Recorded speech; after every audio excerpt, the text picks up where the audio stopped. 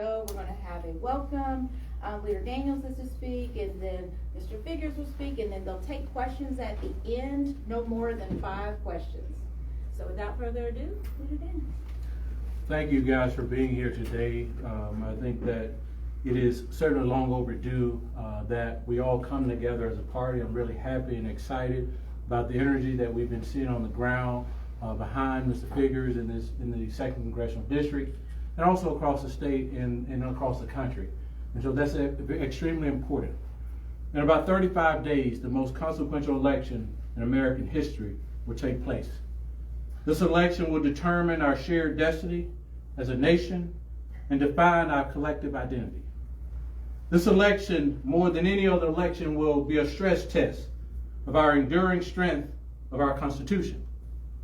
This election will also test our faith in the public servants and institutions charged with safeguarding our free and fair elections.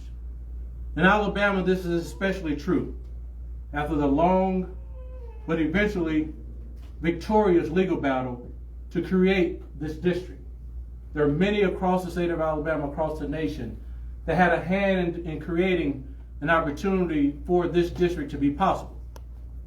And so what I say to the voters out there, while today I'm proud to endorse and throw my full support behind Shomari Figures for Congress, my expectation is that voters from not just Democrats, but independents and Republicans all join forces behind Mr. Figures.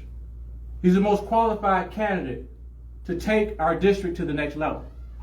When you look at communities like Monroe, where a female or mother or expecting mother have to drive 90 miles one way and 100 miles the other way to have a child. When you think about the life conditions that exist in Bullock County, where they had to cut 90 employees from their hospital,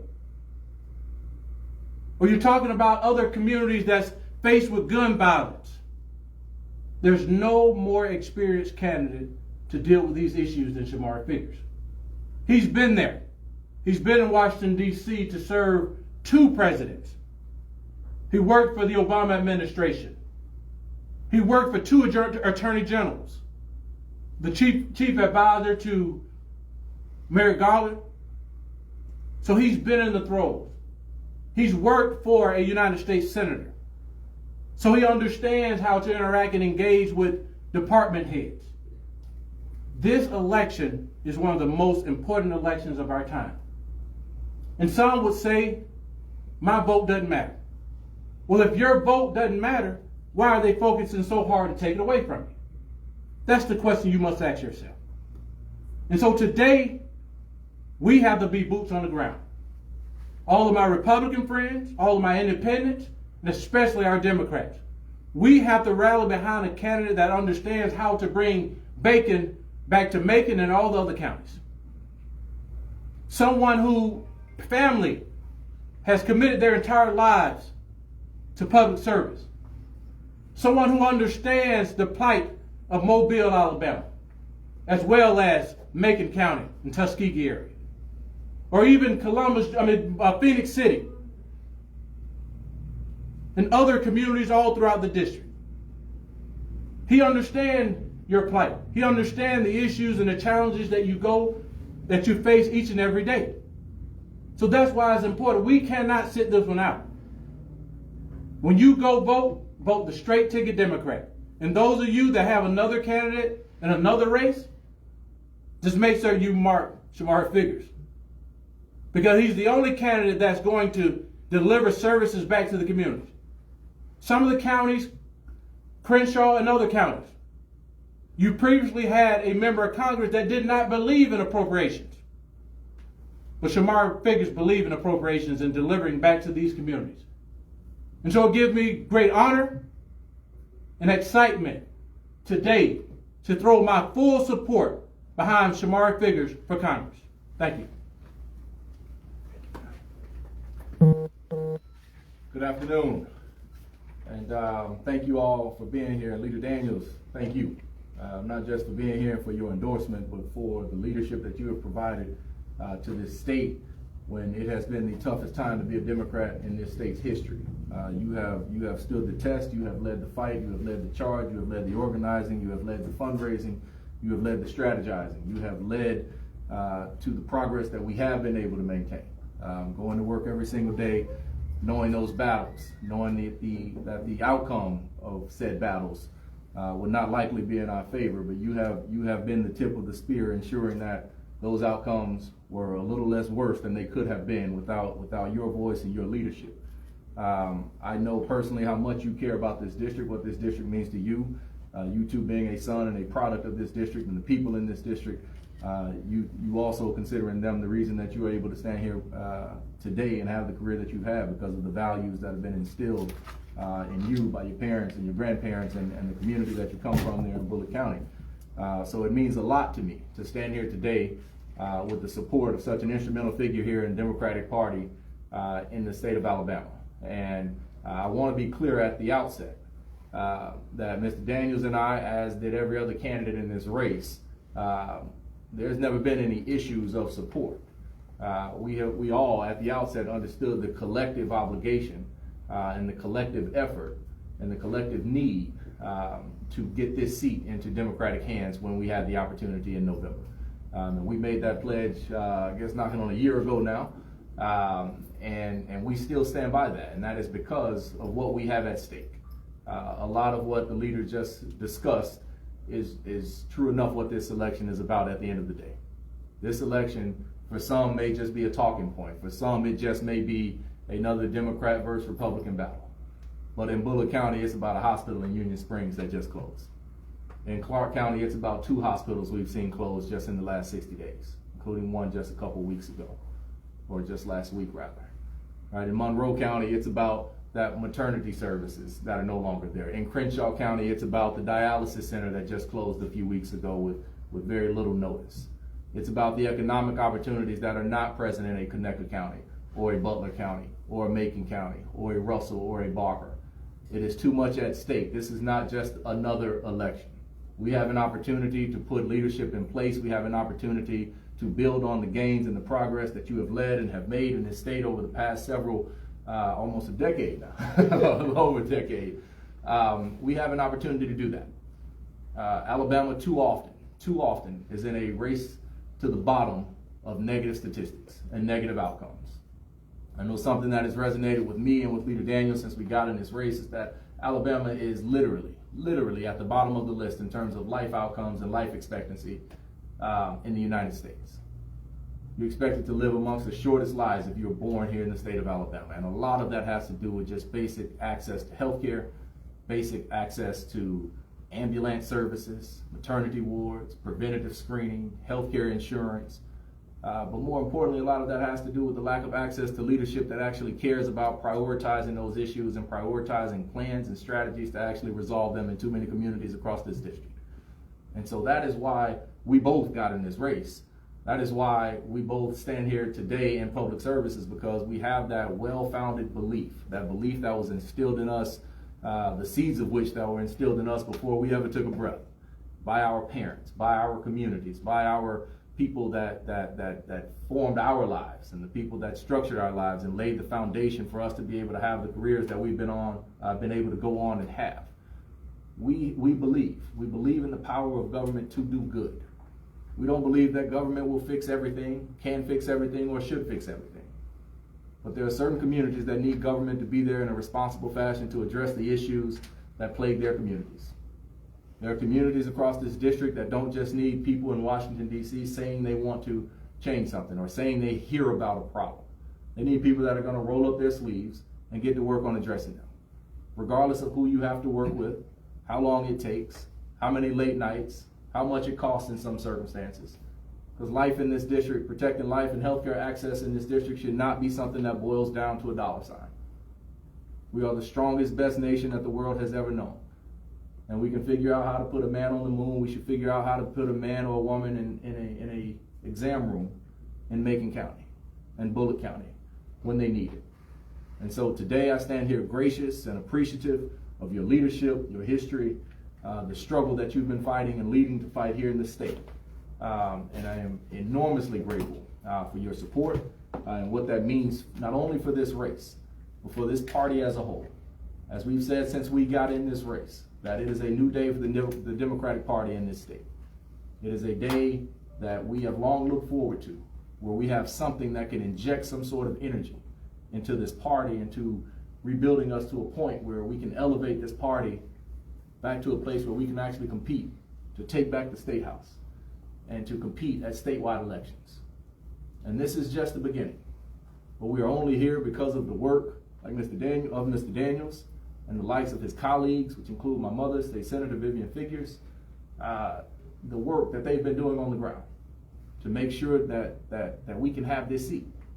One of my favorite quotes that I heard throughout this race actually came from you. It said, "Be ashamed to win the case and lose the race." And that is a call to action for everybody. That is a call to action. Because winning the case was just one thing. That didn't take us voting. That took litigation, that took plaintiffs. But winning this race is something that does take the collective effort of everybody involved. From Mobile to Montgomery, from Tuskegee to Phoenix City and Eufaula, to Union Springs, to Evergreen and Greenville. We have something within our grasp of doing, and we can do it, we will do it, and we will do it with your support. So thank you, and we'll take a few questions.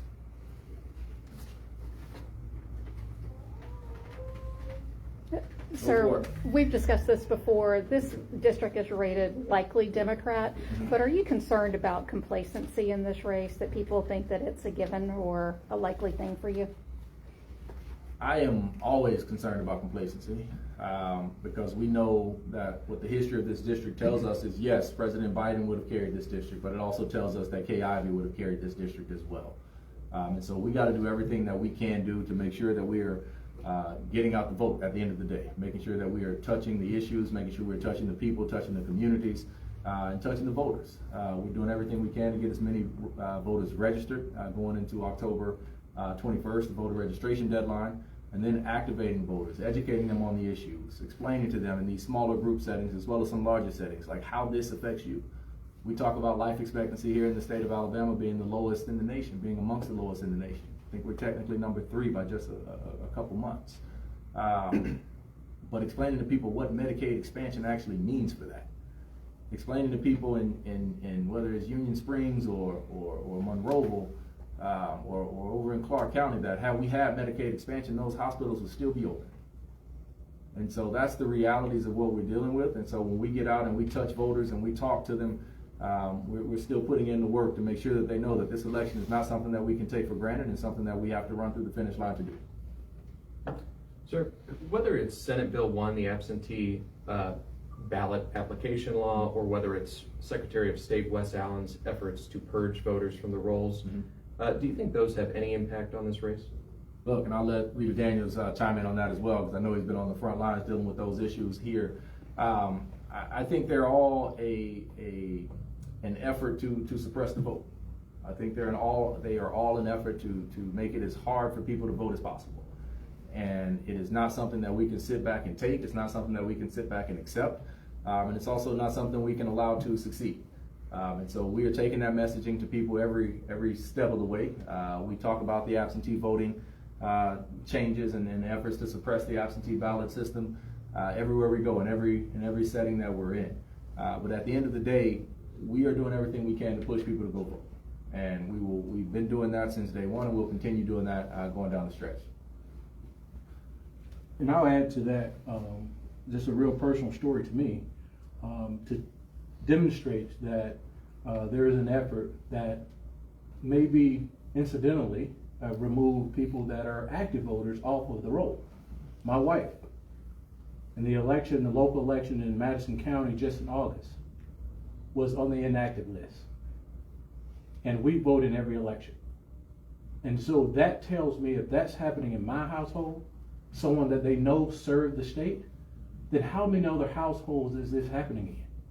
And how many people hadn't had a local election to even determine whether or not they're on the inactive list? And so it's those type of instances that tell me exactly what I said earlier. Why are they working so hard to take your vote away? And so we should be concerned. Since the Voting Rights Act, the Shelby County versus Holder case, there's been more than 100 voter suppression bills enacted in the United States of America.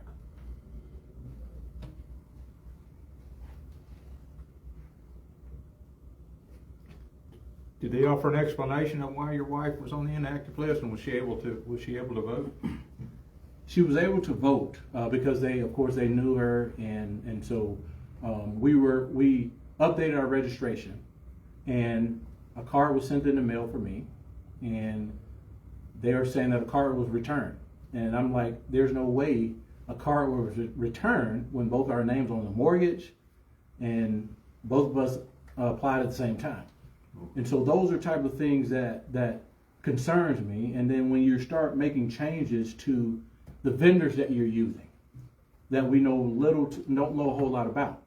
And so the previous Secretary of State had a certain vendor, and then there was this boogeyman approach to scare people out of why this is a liberal vendor, or just playing taking the boogeyman approach, which is not true. The data tells it.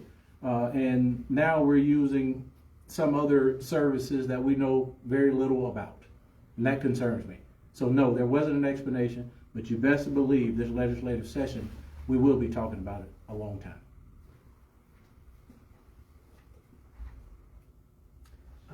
Do the attacks on voting rights, does that change at all how you are campaigning, or is that kind of just like how things are? No, we can't. Look, we can't accept those attacks as just being status quo or just being how things are. Look, the attacks on voting rights in this district, unfortunately, are not new. Right, going back to literally, I mean, the Voting Rights Act was enacted because of attacks on people's, particularly people of color's, ability to be able to go out and vote. And just as we fought back in the 50s and 60s to get a Voting Rights Act in the first place, we will continue to do that going forward. I mean, the Voting Rights Act literally is the reason I am here. It's literally the reason I'm here. When it boils down to it, the Voting Rights Act created the avenue to bring the legal challenge that was brought to create this district in the first place. And so we have an obligation to stand for it. And I think people recognize that history. The Democratic Party certainly recognizes that history. I mean, we spoke at the Democratic National Convention not because of Shomari figures. We spoke at the Democratic National Convention because of the history of this district. It didn't matter if it was me or Mr. Daniels or Leader Daniels rather, or anybody else who was in this race. We would have gotten that moment on that stage because of that fact. The fact that of the history and the fight and the struggle that happened here to get us that in the first place. And so we don't accept it. We stand against it, and we do everything that we can in our power to make sure that people understand the lay of the land and get their votes heard, to get us in a place where we can actually push for further changes to make voting easier as it should be in this country. Any last questions? All right, thank you very much, and we're going to have the two gentlemen here to stand and take pictures. Just give